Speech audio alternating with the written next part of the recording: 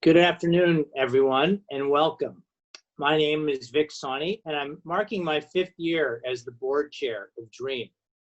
It's an honor, albeit virtually, to address the larger DREAM community today during this unprecedented time, and to have our DREAM leadership team share with you today the rapid pivot that they've made to ensure that all DREAM families have what they need.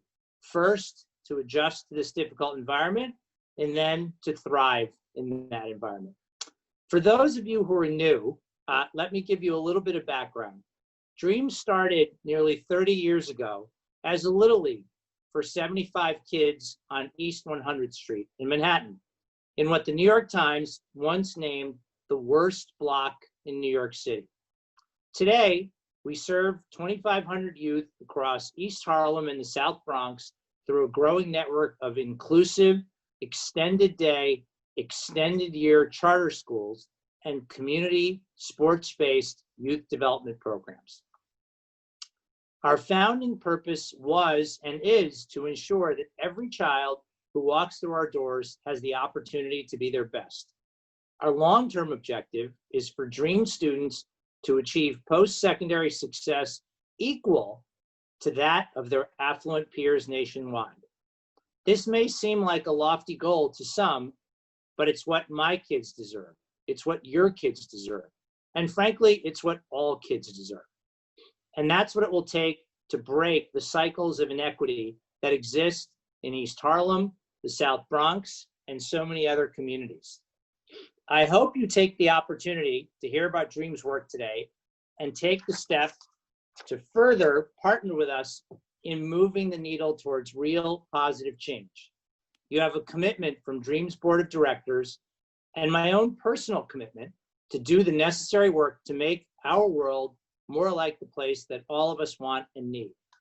For me personally, this work will start with growing the diversity of our board to better reflect the populations we serve.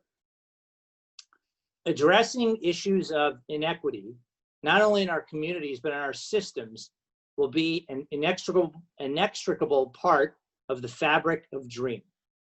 Not just a thing we do, not just an area that we prioritize, but rather a defining aspect of who we are and how we do our work. As you might expect, you'll be hearing from our executive director, Rich Berlin, shortly, but first, it's my pleasure to introduce our moderator for today. She's a leader who really drives the everyday wonder and magic at DREAM. She's also a great friend of mine. So with that, I will turn it over to our Chief Education Officer, Eve Colavito. Thanks so much, Vic, and thank you all for joining us today. I'm thrilled to be our moderator today and bring together the voices of our leaders at this critical time. As you might imagine, though, as Chief Education Officer here, I also have some opinions about the topics we'll be talking about today, so may play a bit of a dual role and jump into the conversation as well. We'll move through the next hour together to reflect, unpack, and try to make sense of the past 100 days, while also looking towards the next 100 and beyond.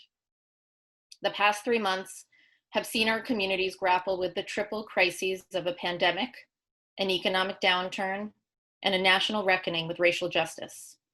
In this climate, it'll take a village to cut through the noise and to step up for our students. Our panelists today will offer an overview of DREAM's response to these crises, where we go from here, and how it all connects to building more equitable pathways for our community. Some of you submitted questions in advance for our panelists, and we'll try our best to get to as many of those as we can today. Without further ado, I'd like to introduce my esteemed colleagues and allow them to add a word about their area of specialty here at DREAM. I'll start with the man who needs little introduction, DREAM's Executive Director, Rich Berlin. Little introduction indeed, Eve. Thank you. I'm Rich Berlin. I'm the Executive Director at this extraordinary place called DREAM. Thank you all for joining us today, and a great pleasure to sit beside my colleagues to share all that we've learned and all that we are relearning through the last 100 days and going forward. Moving on to welcome Felicia Crump, our Chief Diversity, Equity, and Inclusion Officer. Hi, everyone. I'm responsible for developing and executing our DEI strategy in close collaboration with our Chief Talent Officer. Next, Melissa Cedeno, our Managing Director of Family and Community Engagement. Good afternoon, everyone. I'm so happy to be here with you today, and I'm responsible for family programming and support here at Dream. Welcome, Kalila Hogard, Managing Director of Programs. Hi, everyone. I'm responsible for overseeing our extended day and extended year programs, which includes our social, emotional, and health and wellness work. And last but not least, we welcome Laurie Riddick, Dream's Managing Director of Schools. Hi, everyone. I have the great pleasure of working with all of our school leaders and our academic teams to make our schools truly great places. Thank you guys for joining me today, and thank you for adding your voices to this really important conversation. I'd like to start by acknowledging the difficult moment that our country is currently facing, one marked by violence, physical, psychological, and emotional. The killing of George Floyd last month marked a tipping point in the ongoing trauma of institutional racism that has plagued Black and Brown communities for centuries. Felicia, you are Chief Diversity, Equity, and Inclusion Officer, and you've been leading the charge for racial equity at Dream for the past 2 years. What do you think has changed in the past month, and how do you think that'll impact our communities? Sure, Eve, that is a great question. And I just want to start by saying that I have found myself wondering why this most recent rash of Black people being killed by police has triggered this monumental watershed movement in our country and, quite frankly, around the world. I don't know why so many people have been touched by the lives of these 3 individuals when so many others have lost their lives in similar ways before them. But what I do know is that this moment, this movement is different. And that's because there is finally an acknowledgement, a recognition of the deep and far-reaching impact of slavery and racism on Black people. And that's what feels so different about this movement. It seems as though as a country, really, we are having this collective aha moment and finally coming to terms with the fact that our institutions and systems were built with the expressed intention of excluding, controlling, and impeding the progress of Black and Brown people in our country. And that's the most significant change. And that recognition is a game changer for me as a Black mom of 3 children under 5, including 2 twin boys. And it's certainly a game changer for our scholars and their family. And that's because all Black people in all marginalized communities have known that there would never be any real change in this country without that kind of reckoning, the reckoning that we're witnessing right now. We knew we could only get so far if we had to convince people that racism was real. And now we finally feel as though we can hold those in power accountable to the change that people are so steadfastly protesting in the streets and at the ballot box right now. Thank you, Felicia. Laurie, I see your hand is up. Do you want to jump in? Yeah, I think what has been really powerful for our students in the last couple of weeks is that because of the groundwork that we've laid around training around bias and thinking about race and equity as an organization, our teachers and our leaders were really well positioned to engage our students in conversations about how they were feeling, about what was happening in the world, about their own feelings and fears. And so I think, our work and the groundwork that Felicia has laid has really allowed us to enter into the conversation in partnership with our students and families, and to really, I think, support them around times that are quite scary. Kalila, I see your hand. Do you want to add something? I also just wanted to add how incredible it's been to see our dream list in action, and specifically our goals around advocates for self and others. Our high school students and our college age Legends graduates have been actively involved in the protests and organizing protests themselves, really speaking out about the racial inequity that they are seeing and that they are experiencing, but also advocating for the change that they want to see in this country.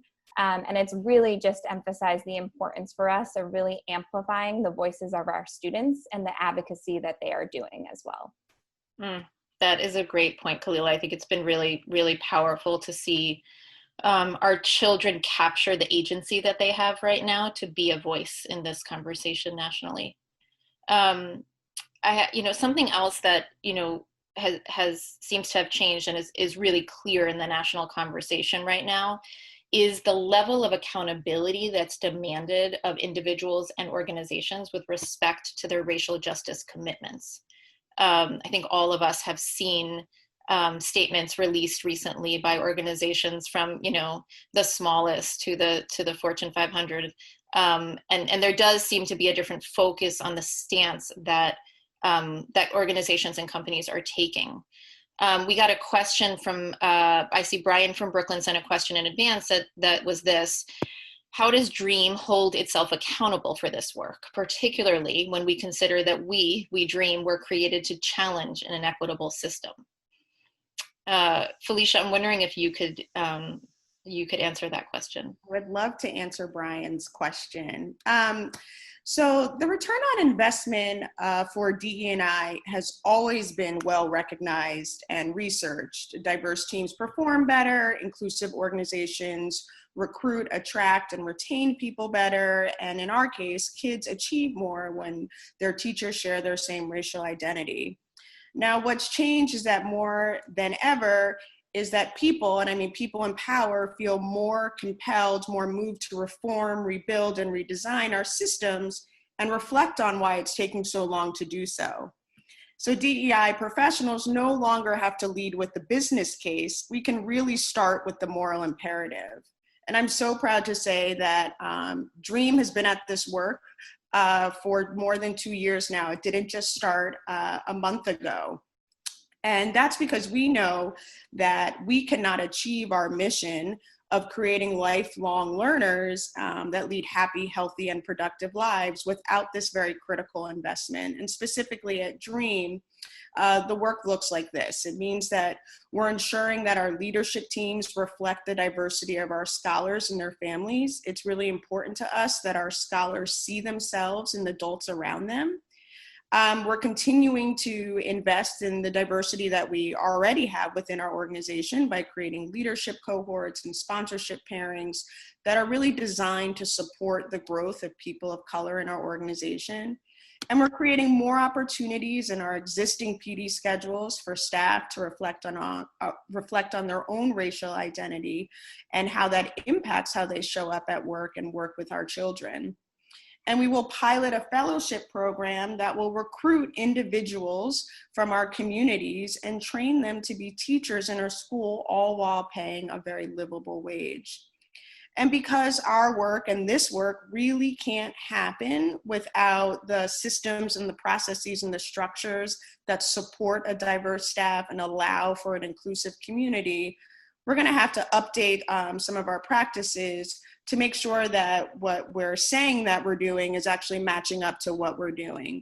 And lastly, one of my biggest sticking points about DEI in general, but specifically at DREAM, is this notion that the DEI efforts of any organization have to benefit the people that they were designed to support. So to that point, we administer a survey where we're specifically asking staff to tell us how we're doing, how we're faring in our efforts. And then we build out parts of our strategy in response to what we're hearing.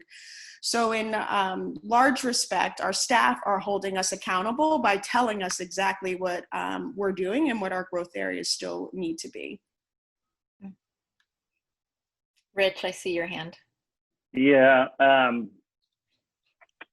listening to Felicia, makes me really proud of the work the organization has done and is doing. And I think our response in this moment and the way it's been informed by this work, but it's also a little bit humbling to think about the things we haven't done as well. I think I'm pretty conscious of this myself. I've been a white leader in a Black and brown community for 25 years.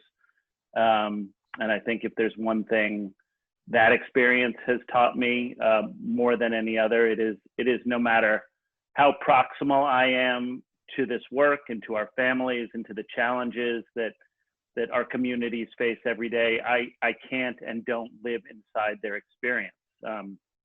And that means that, like, the reality is the leader of this organization means that that fact has colored the development and evolution and growth of our organization.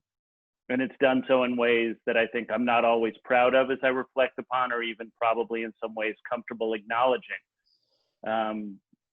You know, more recently, some of the hardest questions I've had to answer and to be accountable for have actually come for some of our alums, what we call legends at Dream, who've been, shall we say, very passionate and forceful in asking what are Dream's positions about these issues, and where are they and why have they not been made public?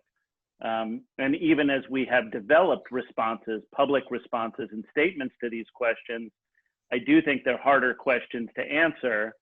You know, specifically, there have been opportunities to talk about Black Lives Matter. There have been opportunities to say these words as an organization 3 months ago, 3 years ago. And whether explicitly or implicitly, we chose not to do so. And I think we have to be accountable for that reality. I think I have to be accountable for that reality. So I think the work you're hearing about today speaks, as Felicia said, to a moral imperative and an organizational mandate that has plenty to do with making up for what we haven't done, but in very Dream fashion, all about the urgency of where we are today, acknowledging that, and how we move forward for our children and for our communities. And that, to me, is where we connect back to Dream's founding purpose, a place to build something powerful and unique and inspiring for young people whose potential has been blunted by the limited and, quite frankly, inferior opportunities they receive because of what they look like and because of where they live. And by the way, where they live is sometimes just steps away from one of the wealthiest neighborhoods, not just in New York City, but in the history of the modern world. So I know that it's this urgency of mission which gets everyone here today, and honestly has prepared our organization for this moment. But I also recognize this hardly makes us perfect and hardly makes us a place which doesn't have a lot of room to grow going forward. But I think it does make us a place that is ready to be part of the solution. Thanks, Rich. So we're gonna spend some time talking about how we've navigated through these past 100 days, and I think important to name that the core values that Dream was founded on have anchored us through every organizational pivot over the last 3 decades, and most certainly over the past 3 months. You know, we made the decision, a very difficult decision, to close our physical doors in mid-March. You know, I think that day sits with me really pretty heavy, but it was clearly necessary. We made the shift at that point to remote learning and remote working. And, you know, when we started thinking about what the time of closure was going to look like for us, we held true to some pretty core commitments as we made that pivot. The first and probably the most grounding for us was our commitment to our families. Second was to not allow the physical distance between us and our students to have an impact on their long-term goals. And finally, the commitment that we have to narrowing the achievement gap. You know, the opportunity gap that we all know is you know, alive and well, was only more apparent with this closure, given the digital divide and the impact of economic uncertainty on already vulnerable families. But we made the decision to close, and in that closure said, you know, we can't let go of what we are unapologetic about. And it will take a different turn, and it will take a different form in this time. But those core values really were at the root of our decision making. You know, and I want to speak first and allow our panelists to respond first to this idea of engaging our families as partners. You know, that's the thing we say to our families the first moment they walk through our doors in the beginning of the year is, you are your child's first teacher, and you are partners with us in this work, and we can't do it without you. From the first home visit we do at the beginning of every school year, where we enter our family's home to engage in, you know, a collaborative conversation about who their children are and what their dreams are. to the multiple opportunities that our families have to engage with us through opportunities in classrooms, family events, community gatherings. It's a core pillar of our educational model. And, you know, my reflections have been that we always thought that we had invested deeply in family engagement, and we had. But in the days after we closed, suddenly we were at the breakfast table, we were in families' living rooms. While there was a screen between us and there was clear physical distance between us, there was a type of intimacy that was created by entering families' homes and having our teachers sitting with children and families on a daily basis, hearing about you know, their hopes and their dreams and their struggles. And so, you know, while the closure was difficult for us, I do think that the fact that we oriented the organization towards this kind of intimate partnership from the very beginning, that this was not new for Dream, that's what allowed us for these past 100 days to be possible and to be successful, because that was the foundation that we'd already built as an organization. And I think we're very clear that it will only matter that much more as we move forward. Melissa, our Managing Director of Family and Community Engagement, is one of our panelists today. Melissa, I would love for you to help to illustrate for our viewers what family engagement at Dream has looked like over the past 3 months. Thank you, Eve. You know, I'm proud to share with our audience that within days, our approach to families went beyond providing them with a rigorous education and maintaining these strong relationships to how fast can we get basic needs into the hands of our families. You know, worry and fear gripped us, but we still had to remember our core beliefs. One of them being that our parents have dreams for their children and they want the best for them. And another one is that our parents have the capacity to support their child's learning. These core beliefs have not changed. It's an asset-based model, but our family's abilities to provide the basic needs changed dramatically overnight. Yeah, I think that resonates a lot with what we observed. Melissa, can you talk a little bit about what you observed about our family's ability to support children's learning and how that shift required a different response from Dream and how we responded? So in addition to having those screens in living rooms and kitchens of our families, we also were very strategic about doing consistent wellness checks. Our amazing teachers and our clinicians were able to check in with families to find out, do you need food? Do you have everything that you need? And it was as a result of those wellness checks that we were able to realize the grave loss that our families were experiencing. One of the most memorable moments was when one of our moms had to call us moments after her husband passed away from COVID in their home. She had two school-age children at Dream, and we had to walk her through talking to her family about that. And that was pretty hard. But it also brought us back to the reality that we are so privileged to have partners that allow us to help our families during this time. And one of the things that we were able to do was provide for over 200 families on a weekly basis fresh produce. And that's from one of our partners, Katzman Produce, that afforded us that opportunity. And we also had the amazing privilege of being able to start a family emergency assistance program that allowed us to provide families with those basic needs and help them in paying some bills that they were behind in, knowing that they still had to care for their children. So we're very fortunate. Melissa, I think we have some images of the food and laptop distribution that you mentioned that we'll show our audience, our viewers, quickly. I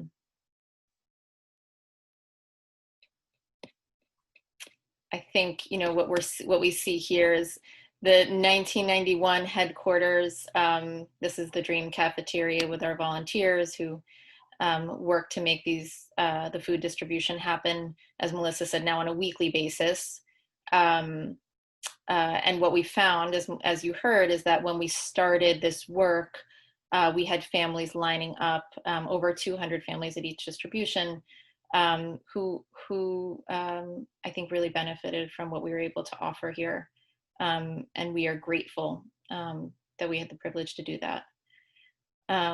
Melissa, really incredible work by you and your team in making that happen. And in essence, I think the foundation that we have spent decades building, that we've talked about today, was necessary for the shift to remote learning to happen, but it wasn't enough, right? We knew we had strong relationships, but relationships weren't enough to meet the needs of families. And we started providing for basic needs in a way that is different than what you think of when you picture typical school. Melissa, what do you think that means for family engagement in the next 100 days and moving forward? Well, we've learned a lot in these last 100 days, and we're very, very clear that DREAM's model does what very few K-12 institutions do. We honor families in word and deed. And as a former principal, I understand the power of family engagement, and it must be a cornerstone to provide an exceptional education for children. And it also affirms that DREAM's mission holds true in good times and bad times. So true.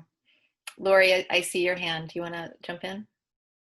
Yeah, I think the impact of the pandemic has had implications on our virtual classrooms as well. And so, when you take away food security for students, you also, if you think about Maslow's hierarchy of needs, you also take away the focus on learning, and it affects academic performance. And so when we think about the gulf between what many Black and Brown children experience in this moment in time versus what their white counterparts in more stable environments experience, it really, it took a toll, I think, on how much focus students were able to bring to their learning.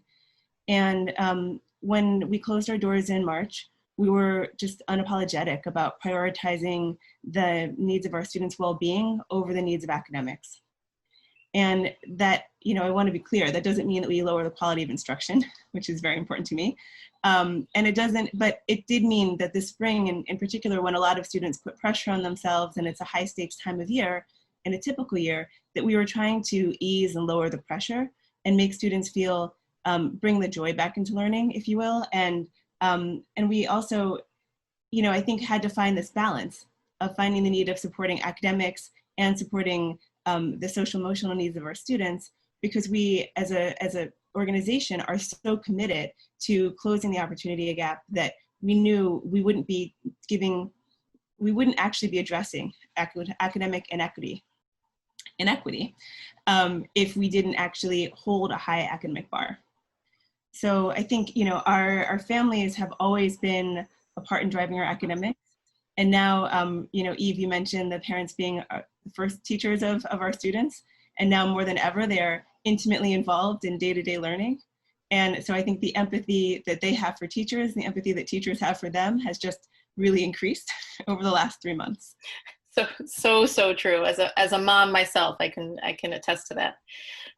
Laurie just started sharing a little bit with us about the transition to academic instruction. We have a short video clip to share, just of less than a minute here, that offers a peek into remote learning at DREAM.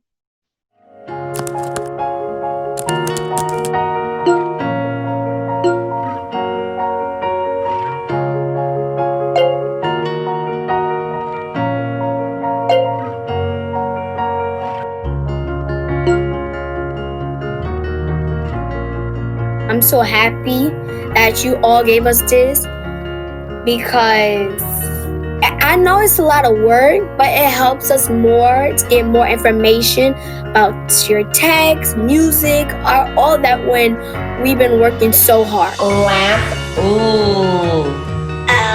Lamp. Oh. Great job. Dog. The dog. What other letter goes? C. Good. I did it all by myself.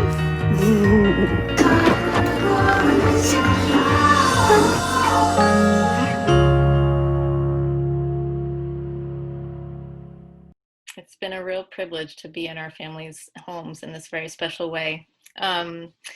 Laurie, we have a question in from one of our viewers asked us, she wanted to know, how did Dream make the shift to remote learning and what did it take? Well, Eve, you mentioned that we made the decision to close. It was a Friday, and we, in 2 days, turned around first distance learning packets and technology to 90% of our students. And so we were up and running as an all virtual school that following Wednesday. And I think that really took our whole team. It took all of the teachers coming together. It took, just different members of our school staff all working really hard to make sure we had all of the materials, the physical materials to give to kids, and then the technology to give out to kids. And so I think we really have thought about this spring in particular as an iterative time. We started out with like a short-term strategy, and it just really about making sure that we had learning materials that were high quality in front of students for what we thought was going to be a few weeks. And then for our version 2 of distance learning, we really increased the amount of synchronous learning time that we had. So initially, a lot of our students were doing independent work and checking in with teachers and completing work and submitting it. But over time, we moved to having a couple of hours of live class over Zoom a day for different grades. And that meant teachers had to get really comfortable with technology very quickly. And, I think by the end of the spring, what I was really proud of is that in many of our classrooms, you wouldn't know if you closed your eyes and just listened if you were in person or looking at a Zoom classroom. The feeling, the joy, and a lot of the discourse was very similar to what you would see in our physical classrooms. Rich, I know that you have a very unique window into all of this. Do you want to share your take on this? Yeah, as the team knows, and probably some people listening know, I'm the parent of a kindergarten and now a first grade and a second grade student. I should correct myself. They moved up at Dream, so I got they moved up. Whether the parents go with them is another story. So I got to watch this. I sort of got to watch these conversations that happened in organizational leadership, like run through the organization and manifest themselves in classrooms. And at first we were just like grateful you could like plug in your computer and there was the class. But suddenly, you checked in week 2 and the platform had changed from Class Dojo to Seamless, and all of a sudden everything's like, we were getting feedback on assignments and instructions from teachers. You'd show up the next week and it's like, where's your class? And they're like, oh, they're over there. I'm just in a small group with 1 teacher and 5 students instead of 2 teachers and 25 students over here. We were getting more support as parents on what we were supposed to be doing. And so like over and over this iterative process, which was sort of happening in lightning speed from these conversations you would watch our leadership team have, and like somewhere between over the course of a day or over the course of the week, they would just show up in the classrooms. And, I think it's just sort of remarkable to see the ingeniousness and resilience of the teachers and the kids. I don't know what to say about the parents, except that we survived it probably, and have more respect for teachers than we ever had before. But it's just incredibly powerful to see, essentially the reimagining of something. And to Laurie's point, like how much, at some point it really just looked like what happened in a classroom. And, I think as hard as that was, especially for young kids in many ways, it was just really inspiring to watch from these 2 ends of the organization. Yeah. Rich, you're starting to sort of name some of these, this iterative process you describe and the wins and the losses along our journey in remote learning. And I think from my own perspective, we were in constant learning mode as we rolled out remote learning. There were a couple of things that became apparent early on. One was, we made the shift from a Friday closure to, launching remote learning the next Wednesday, essentially. And I think the realization, when we think about what children need to make that shift from in-person classroom instruction to on-screen instruction, that's one thing. What I think we learned was the amount of time that adults needed to make that shift as well. And so one of our reflections and lessons learned is about sort of the amount of preparation and time for teachers to collaborate and learn how to use something that I keep reminding them none of them ever signed up for. You know, this was not what we all came to schools to do. And so one piece that really resonated for me was what we need to do for adults as we move forward.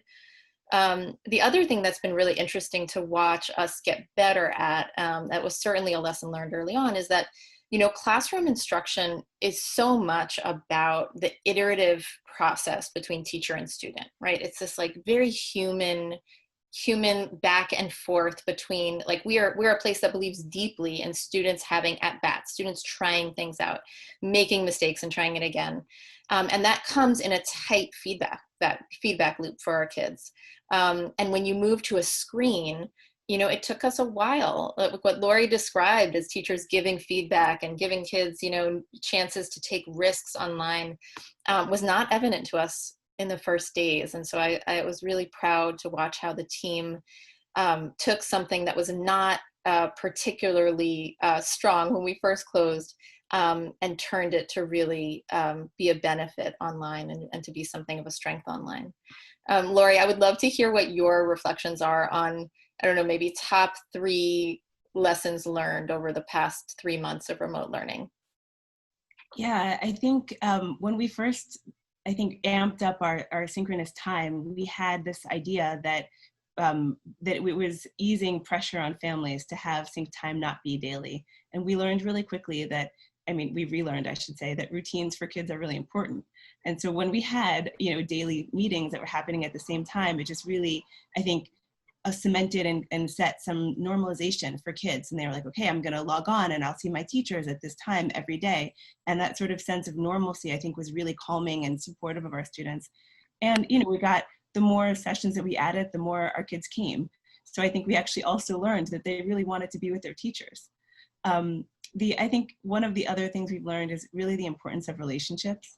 And, so just to give a couple of anecdotes around that, we have one school where a teacher would make a cameo into a classroom, just to kind of like a guest appearance. And the excitement of the kids of seeing, a teacher that wasn't supposed to be in a math class drop in on a math class. And so I think it really speaks to the power of relationships and how much, our teachers love our kids and our kids love the teachers. And I think those relationships really helped really see us through this time. For our older students, having that structure that was also around peer learning, so having an advisory structure that was really solid and to talk about the current state, but we're also talking about current events. We're talking about, gun violence and talking about other like important issues for adolescents. I think also created a social space that was really important to their own things that we've learned in the last couple of months. Thanks, Laurie. So we've talked about family engagement and academics a bit, and how our approach shifted over the past 100 days and how both were critical to the success of remote learning and how we were unwilling to sacrifice either. I think this piece that Laurie just started to touch on around relationships, our advisory model, the frequent wellness checks that Melissa talked about with our families, they're among our important learnings for a good reason. And that is the aspect of our educational model that we believe was key to our pivot here, which is our commitment to social emotional learning. SEL has been core to our founding from the beginning as a Little League program for 75 kids, and has become a real foundation and a springboard for success in our classrooms. We have Kalila here with us today. Kalila, I'd love to have you talk a little bit about how we ensured that SEL remained core to the educational model, even when we closed our doors. Thanks, Eve. As Eve and Laurie just mentioned, relationships really do matter. And a large part of our social emotional learning approach is really through leveraging the power of relationships. And in this time of being virtual, it was really important for us to not just say that relationships matter, but to actually create really intentional spaces for those relationships to continue to thrive. And so we really doubled down in terms of the amount of dosage that we had for advisory for some of our older students, as well as morning meeting for our younger students, really where they had an opportunity to connect with each other and connect with really trusted adults, their teachers and advisors. And those spaces also allowed for our students to really process all of the things that were going on for them emotionally during this period of time.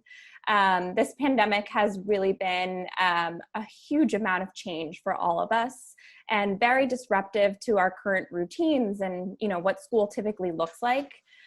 So we really wanted to make sure those spaces were available to students to talk about what this meant for them in terms of how they were experiencing different feelings and emotions during this time, but also to talk about what are some of the strategies that have been working for them to manage some of the stress and manage some of that change.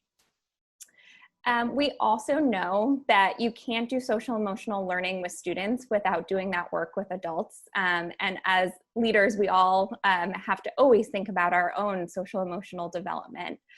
So we were really intentional about carving out time in our leadership trainings, as well as our all staff meetings and professional development opportunities for leaders to talk about the experience they were going through emotionally, and also give tools and practice how can they have those conversations with their teams, so we can really lead with empathy and allow for the space for everyone to really show up as their whole selves and just talk about the impact of this time. You know, Kalila, there's also a lot of talk right now, obviously, about racial justice in education and what the role is for schools. At Dream, I know we bring an equity lens to all of our SEL work. In your mind, what does that mean and look like for us? Yeah, such a great question. I think first and foremost, it's making sure that we don't see our social emotional learning as a behavior management tool or as a tool to fix or change behavior. And unfortunately, many schools, when they say they're doing social emotional learning, they're really just using that as a proxy for managing behaviors. And it's important for us in terms of our approach to social emotional learning that we're really honoring the full humanity of all of our students. You know, they are full beings, they're full people with lots of different emotions. And it's really important that we validate emotions and provide space for students to process their emotions and their feelings rather than policing behaviors and policing emotions. And part of that also then allows for students to really on their own try out different strategies and different tools that work for them in terms of harnessing the different emotions and experiences that they're having. And really as a way of both building their own sense of personal identity, but also building their own toolkit around their social and emotional skills. The last thing that I'll just add is, you know, one of the core competencies of social emotional competence is positive identity. And often that's talked about in a vacuum where people are not acknowledging that a large part of identity is your racial identity.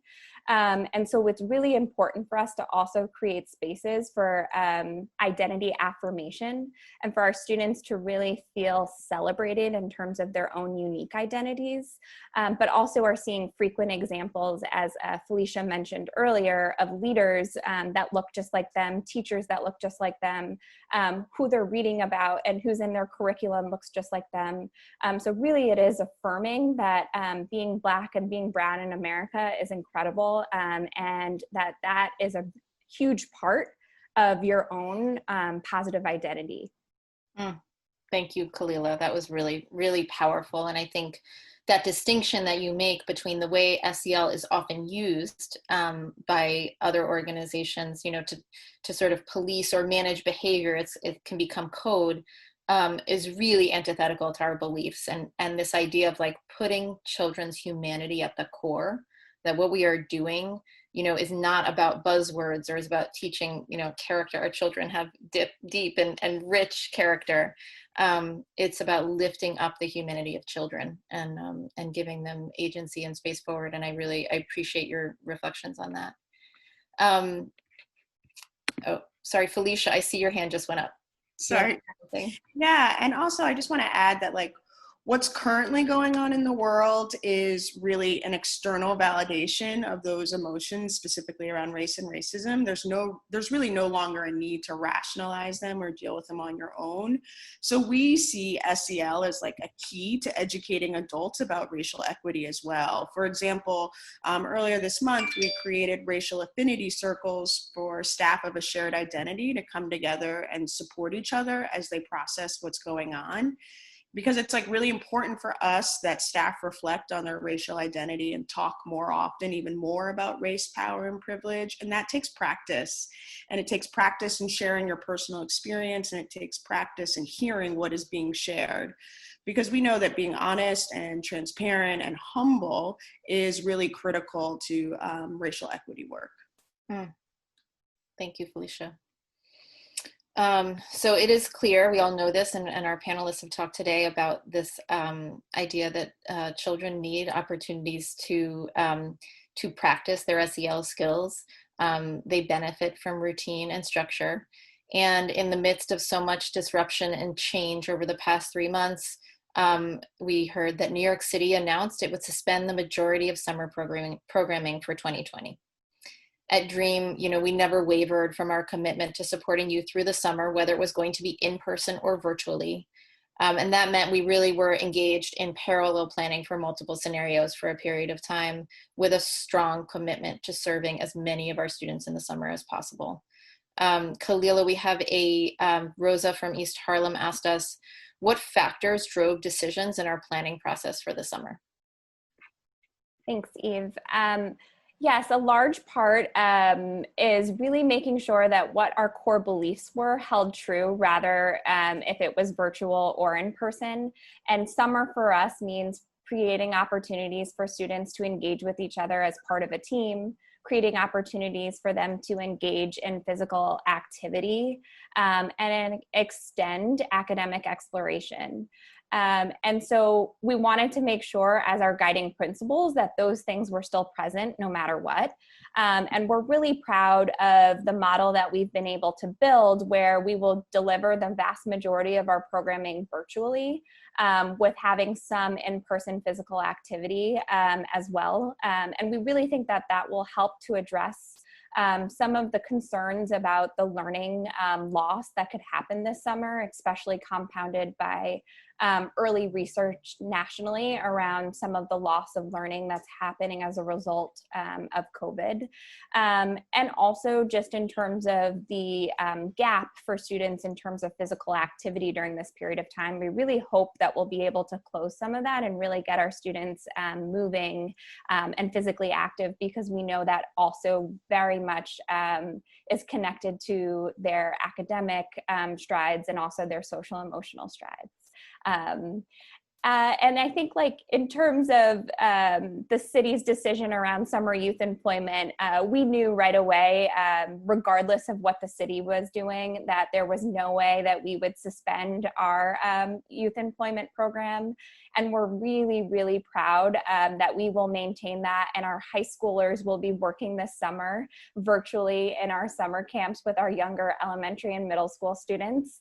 And that just allows for us to still have our near peer mentor model, as well as give our high schoolers the hands-on experience of what it's like to have a job. And really that is one of the best ways for social emotional learning to occur, as students are developing their own learnings from managing their own schedules, managing feedback from their boss, how to give feedback to their friend / coworker.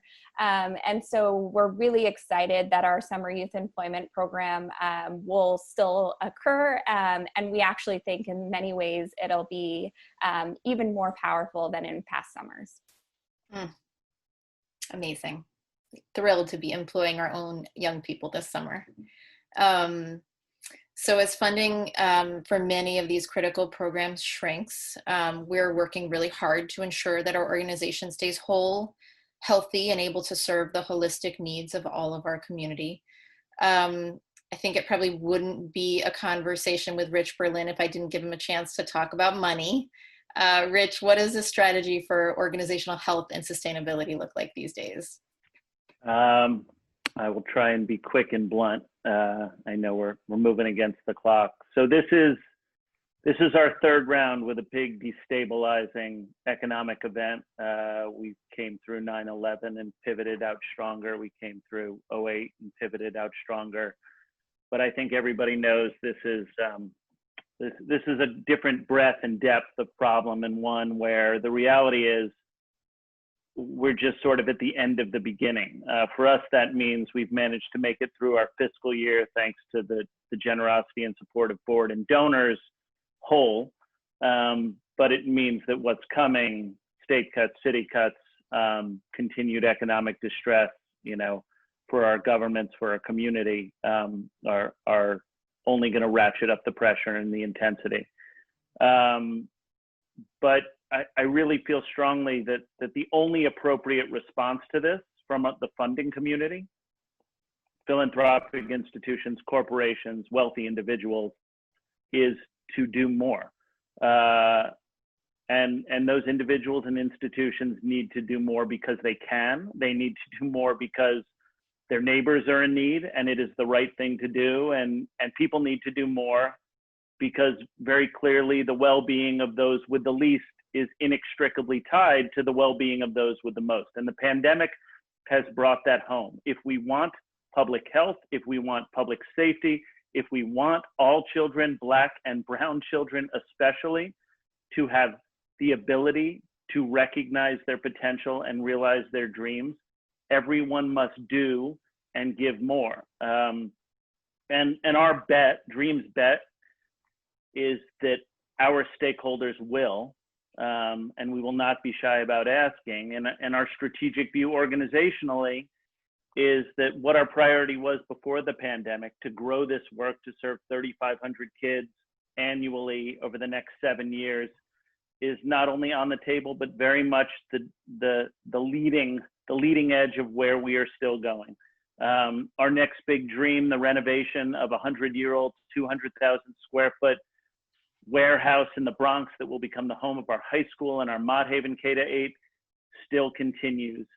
And while we do expect, of course, to have hard choices to make as we go, looking forward, we're not slimming down our thesis, which is that this extended day, extended year, highly inclusive generational work is part of the solution. And it is our stakeholders and shareholders' responsibility to step up to the plate and carry that burden with us. Thank you, Rich. So we look forward to the next 100 days now. We are deeply engaged in scenario planning for what reopening will look like, in many ways re-envisioning school. But this time, thankfully, with some experience under our belt about what remote learning and working looks like. And through all of it, maintaining our commitment to our communities. And as we make these next set of decisions, what you heard from us today will remain at the core of how we move forward. First and foremost, the health, safety, and well-being of our families, including making sure their basic needs are met, keeping close the importance of relationships as we turn to a world that is a mix of likely some in-person and some continued virtual learning, and holding true to our belief that the opportunity gap will be closed when when a place like Dream gets to realize its vision. And in the end, while it will be very challenging over the next 3 months to re-envision school and to respond to the needs of our communities, we will come out stronger because we'll stay connected and we'll stay listening to each other. I'm going to do a very last speed round here. This is going to be quick. But I have one final question for each of our panelists that I'd love them to answer. At the beginning of our conversation, Vic shared Dream's long-term objective for our students is to achieve post-secondary success equal to that of their affluent peers nationwide. Panelists, as we keep our eye on the long-term outcomes for our students, how do you each feel that Dream's model contributes to a future where all children are equipped to fulfill their vision of success? Quick answer. Melissa, let's start with you. Thanks, Eve. Dream's model is unapologetic about how we partner with families. And the only way that we can achieve that vision for their children is if we stay true to that belief. And we will. Laurie, I'm looking at you. Dream has such a focus on not only high academics and high quality instruction, but also on who our students are as people. And I think a lot of schools focus on just test scores, and we're really focused on how to help all of our students accomplish all of their dreams, do whatever they want in the world, and to really bring change about. Kalila, what do you think? Yeah, I really want to focus in on that last part of your question, Eve, in the statement, fulfill their vision of success. It's really important that we listen to our students. We allow opportunities for them to goal set and give them exposure to different experiences along the way, from pre-K all the way through college, in order for them to really build what their goal is for themselves and prepare them to be able to achieve that. Felicia, how about you? Sure, yeah. I've been with Dream for a really long time, and what I appreciate most about how we work and about our model is that we are constantly reflecting on what we're doing and making tweaks accordingly. We never do anything because that's just the way we've always done it. We're routinely asking ourselves, is this getting the outcome that we want? Is this landing the way that we want? Could we be doing better? Should we be pushing ourselves further? And in this day and age, and where we're living and we're evolving and the world is so connected and diverse, reflection that leads to growth, I think, is what really sets us apart from others. So true. Rich, to you. Everyone knows the product, quote unquote, that we've been talking about today works. And they know it works because it's what affluent people invest in for their own children. Whole child work that thinks about them as whole people throughout their lives, throughout the day, throughout the year. That is what people of means do for their children. And that is why their children succeed. And that is what Black and brown kids deserve, regardless of what zip code they come from. There's nothing revolutionary about Dream's approach to this work, except that we are demanding it for Black and brown children in East Harlem and the South Bronx and other communities that look like ours. Amen, Rich. I don't think I can end here without sharing my own take on that last question. The potential in our young people is unlimited. It is clear when you meet one of our 5-year-olds or our 11th graders that there is a bright light.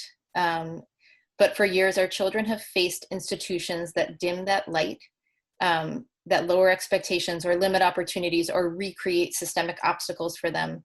And at Dream, our model is designed to allow their light to shine. It's designed from an asset base, a belief that each of our children and families brings tremendous strength. And so is that enough? It is. We have a world to change right now. And I believe the pillars of our model are growing the next generation of young people that will move us forward. So on that note, thank you so much to our speakers, to our panelists for taking the time today. Thank you to our viewers for spending this time with us. We appreciate you all taking the time to hear about how we're reflecting on our last 100 days and charging forward into the next chapter. We look forward to staying in touch with you.